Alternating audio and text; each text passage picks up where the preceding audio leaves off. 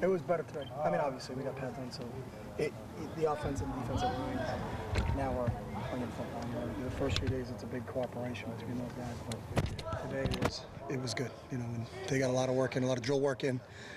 So it was good to get back out there and do the real thing. Watching one-on-one is obviously so much different than when it's 5-on-5 or whatever up front. What sort of things do you guys look at when you're grading film of one-on-one reps between lines? It's more technique than anything, and I think that's the biggest thing is you forget. You know, you just want to hit the guy in front of you as hard as you can, but it's, you know, hand placement, pad level, and things like that. And then for us, the biggest thing is just to get tape to coach them off of, because you can explain, well, you're not low enough, but then they think they are. Then you show it to them on tape and go, okay, now I actually understand what coach is meaning. So to get that stuff on film, that drill work that they got done today on film, coaches will get a chance to go over that tonight in the meeting. So a lot of owies today. Is that to be expected at this point? I don't think there's many for where we are in camp, to be honest with you.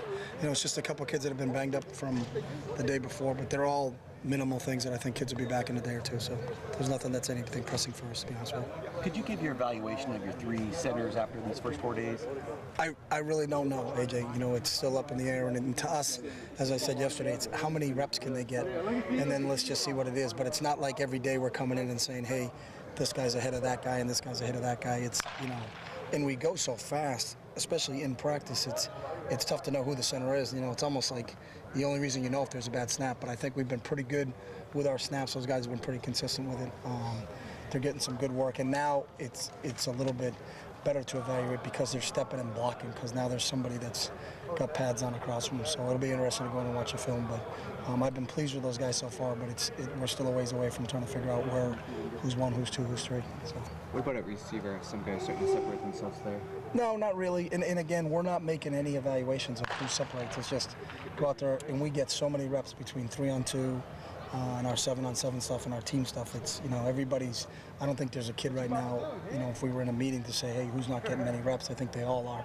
And then it's about getting on the film and coaching them and getting them better. So it's the same thing. You know, I looked up today and there's a couple true freshmen with the ones, but that just happened to be the rotation. So, you know, no big deal. We don't make a big deal of it. They shouldn't make a big deal of it. And it doesn't mean they're going to play with the ones, but, you know, if you get a rep with the ones, you know, make it pay, you know. So.